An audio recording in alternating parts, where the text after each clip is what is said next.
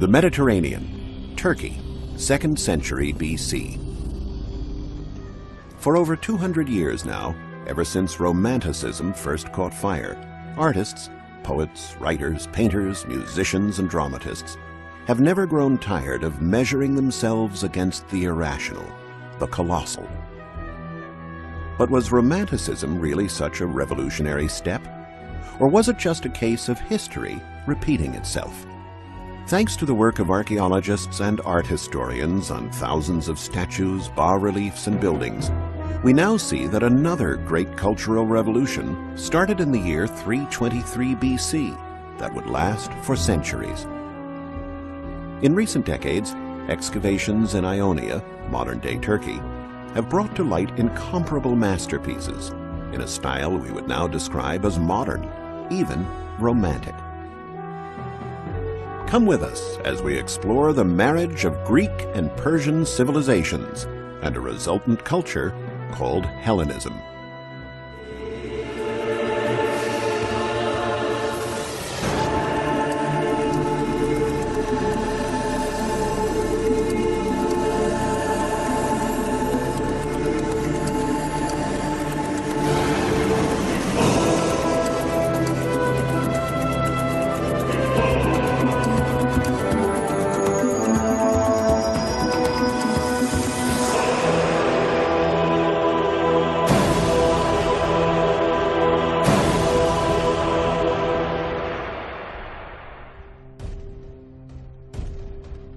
During the 4th century BC, Asia Minor, Africa, and the rest of the then-known Orient were turned upside down by a military and political earthquake that changed the course of history.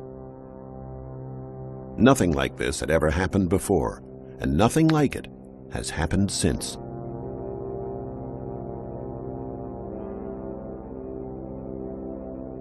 The man who brought about this upheaval was the youngest military adventurer of all time, Alexander the Great. Alexander's Macedonian phalanxes swept down on people and cultures like a whirlwind, but not just a military one.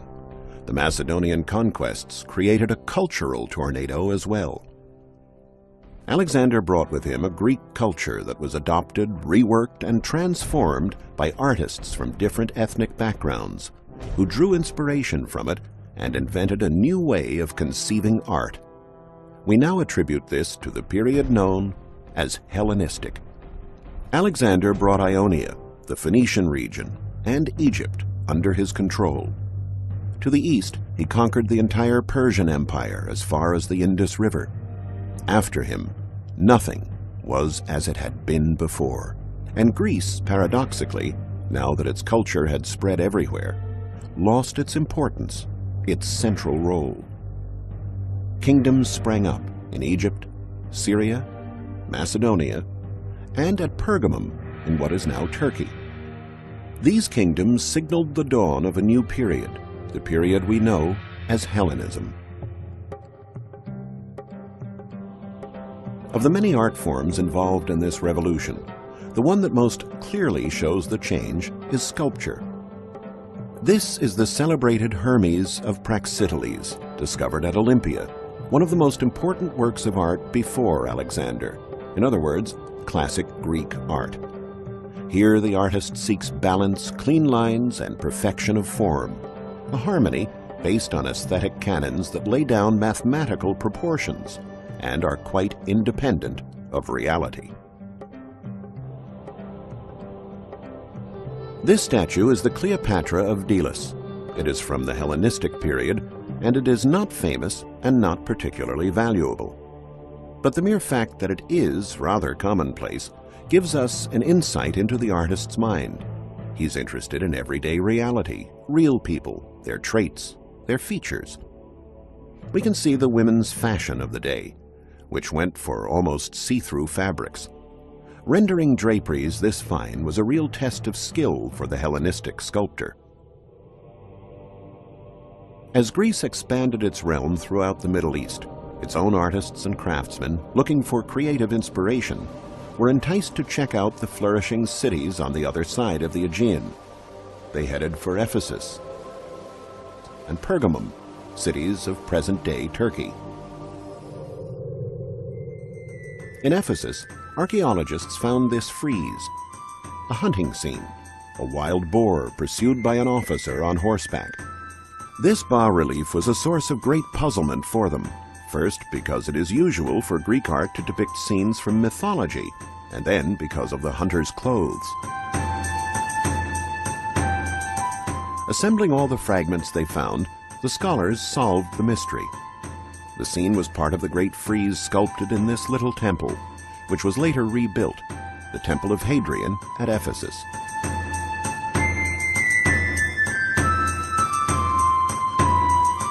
The stones tell a story in pictures, and by studying them, we can identify the legend from which the sculptor drew his inspiration. Androclus, the son of King Codrus of Athens, learns from the oracle of Apollo that he will be driven out of Athens, and that a fish and a boar will choose a place for him to found a new city. Arriving on the coast of Anatolia, he lights a fire and cooks a fish. A spark starts a fire in the underbrush, and he sees a boar running from it. Androclus chases the boar, and at the exact spot where he kills it, he founds the city of Ephesus. The city we see today dates only from later Roman times, but the streets are the same and laid out with gridiron simplicity, so different from the chaotic nature of streets in Athens. This way of laying out cities was born just south of here in the Hellenistic city of Miletus, the birthplace of the first urban planner to design orderly, regular cities. His name was Hippodamus of Miletus, and his city planning theory spread to other Greek cities, then to the Romans, who built their cities on regular line patterns, and right down to our own city planning in the present day.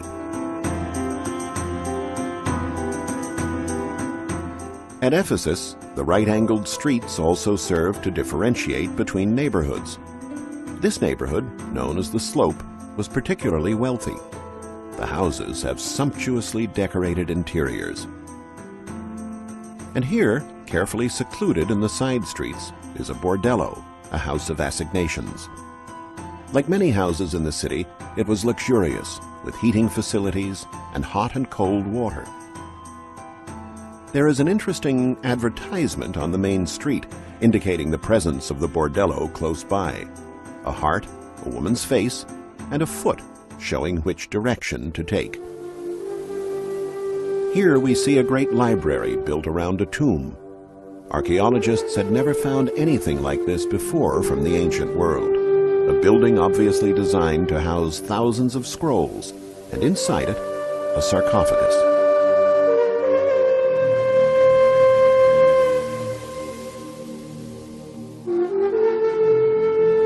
Faced with a unique mix of two totally different buildings, a library and a mausoleum, the scholars set out to discover the reason why. To be buried, as in this case, right in the center of the city, was an honor granted only to someone who deserved to be remembered as a hero. The discovery of a number of inscriptions revealed that the building had been erected by Julius Aquila Ptolemæus in honor and memory of his father Celsus, a senator and magistrate. By building a library in front of his father's tomb, Julius sought to remind his fellow citizens that a man attained heroic status only through the wisdom contained in the thousands of parchment scrolls, the forerunners of our present-day books, that were housed in this amazing library.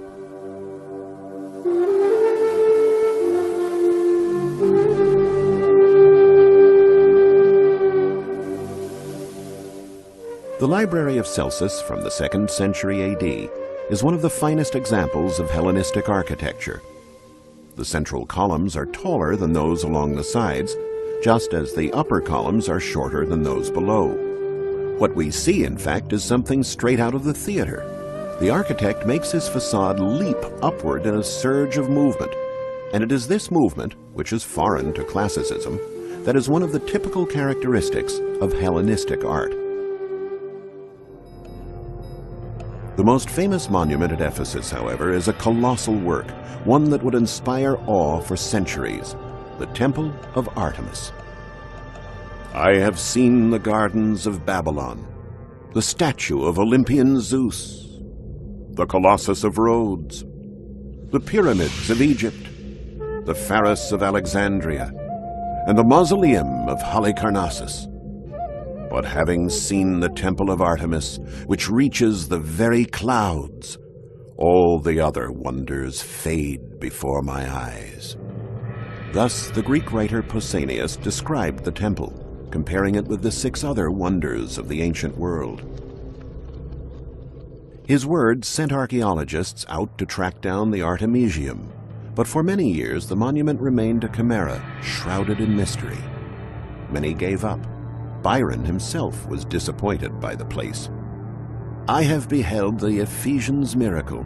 Its columns strew the wilderness, and dwell the hyena and the jackal in their shade. But time never did completely obliterate the ruins of Ephesus. Though abandoned and neglected, the city has always been recognizable, and scholar after scholar has tried to identify a square or a temple from the base or drum of a column. Not everyone lost heart, like Byron. In 1866, during excavations near this theater, an inscription was found that revealed where the Artemisium lay.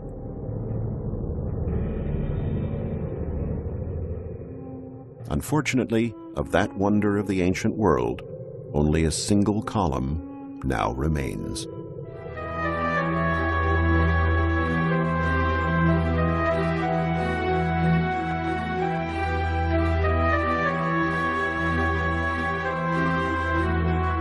The temple, the largest in the Greek world, was over 370 feet long and 175 feet wide, and its columns were nearly 60 feet high.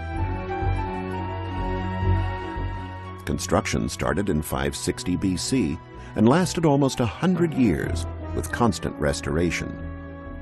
The roofless colonnaded interior housed a primitive statue of Artemis, and the columns of the porch carried reliefs of mythical characters.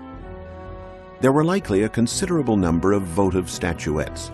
Then, as now, one of the most popular souvenirs from Ephesus was the figure of the goddess, a cult idol.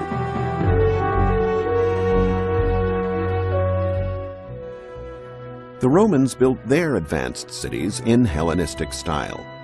A wonderful example is the ruins of Leptis Magna, an archaeological site near Tripoli, Libya.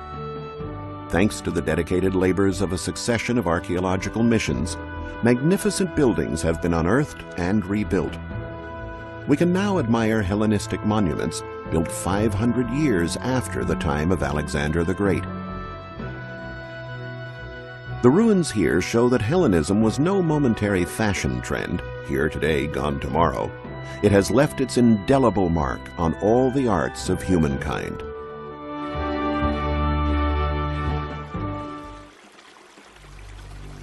The other major Hellenistic city in Ionia was Pergamum. Excavations here at the sanctuary of Asclepius revealed an imposing complex capable of holding vast crowds. They came for the miracle-working waters, waters that could cure terrible diseases. Asclepius was the god of medicine, and it was widely believed that bathing in these miraculous springs, observing a diet based on these waters, could cure any illness. The water here really does have curative properties. On analysis, it has been found to be naturally radioactive and can therefore help cure certain conditions. So the god really did cure people. The faithful, gathered in the temple, could obtain cures from great physicians of the day, the most famous of all being Galen. His name lives on today in the word pharmacists use to describe traditional, handmade, vegetable-based medications, galenical. Besides the famous sanctuary and temples, Pergamum established itself as the preeminent artistic and intellectual center of Anatolia. It was this city that revolutionized the art of writing through its invention of a new writing surface, parchment. Pergamum, in fact, was the site of one of the largest libraries in the ancient world, comparable in importance only to that of Alexandria.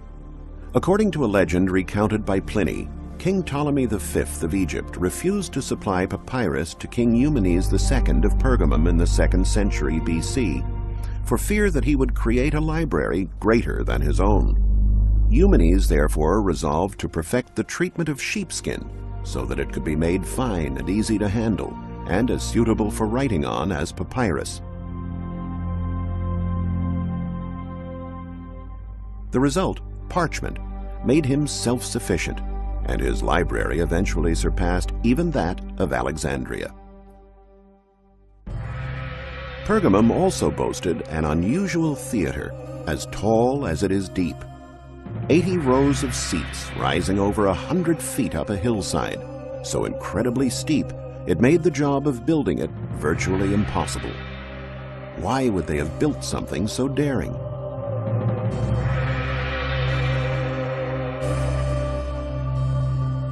After archaeologists had excavated the Acropolis, the upper city of Pergamum, it dawned on them that all the most important constructions had been built on a series of overhanging terraces.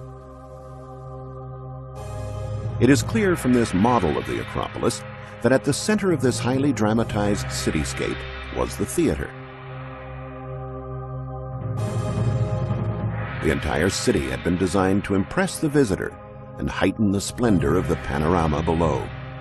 Walking through the city, a perfect example of Hellenism, visitors would have learned a prime lesson of the new Hellenistic culture: shock, surprise, impress. The great altar of Zeus at Pergamum is one of the few wonders of the ancient world we can still admire today in all its beauty. But today, it's not in Pergamum, but at the Pergamon Museum in Berlin.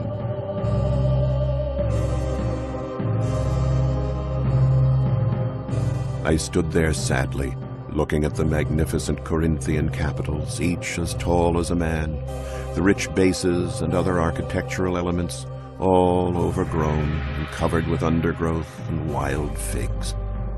Nearby, smoke rose from a lime kiln, into which all the marble blocks that could be hammered into fragments ended up. In these words, in 1865, archaeologist Carl Humann described the day when he reached the Acropolis of Pergamum. For years the site had lain in total abandonment. The remains of the magnificent buildings were being used as a quarry. The marble was being burned down into lime. One of the greatest treasures of the artistic heritage of mankind was being reduced to dust. Humann and German Kaiser Wilhelm I pressured the Turkish prime minister until Humann was granted permission to excavate. He started to unearth the first of the many marble slabs in high relief. Comparing such slabs with classical accounts, the German scholars confirmed that they had definitely belonged to the Great Altar of Pergamum. 129 slabs carved with figures in high relief, 130 inscriptions, and other statues, friezes, and architectural elements were brought to light and soon were on their way to Berlin.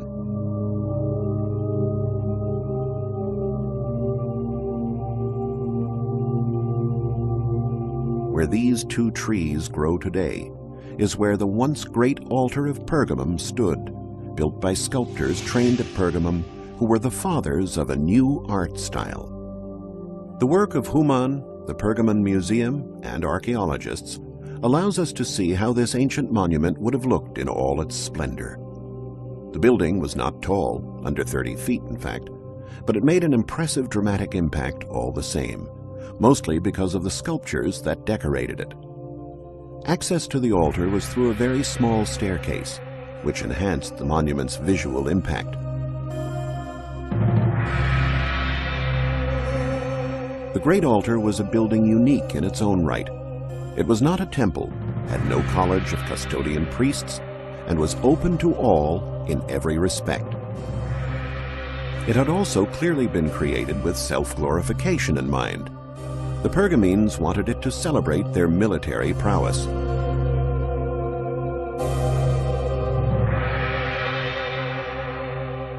Above the plinth, the Great Altar at Pergamum featured an Ionic colonnade.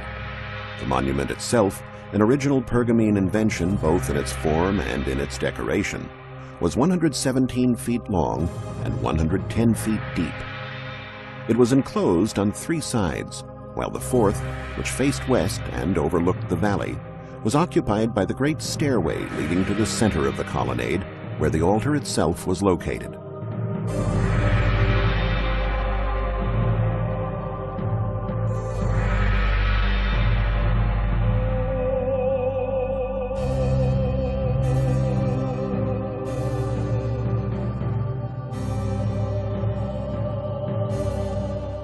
The altar was considered the most important building in the city.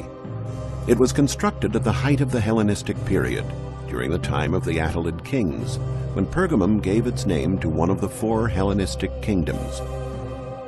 Long before Pergamum came under Roman rule, the Pergamenes had defeated the Galatians, a Celtic barbaric tribe who raided the country, sacking and plundering. The altar was built to commemorate the victory of civilization over barbarism. In the inner court, aside from the altar, is a smaller frieze, the so-called Telephus frieze. Here, inside the colonnade, the sculptures tell the story of Telephus, the founding hero of the city, who was the son of Heracles. The Greeks' zeal for self-celebration, already evident in the classic period, was just as strong in the Hellenistic period.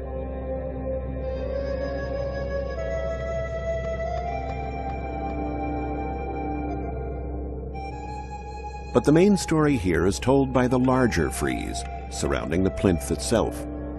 This frieze is made up of stone slabs 7.5 feet high that once formed a continuous sequence 130 yards long.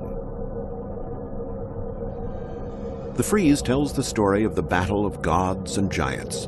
The giants, who represent the forces of evil, have attacked Olympus, the home of the gods, the incarnation of good. The metaphor is obvious. This is the war in which the kingdom of Pergamum fought and defeated the barbarians. The great frieze was not the work of just one man.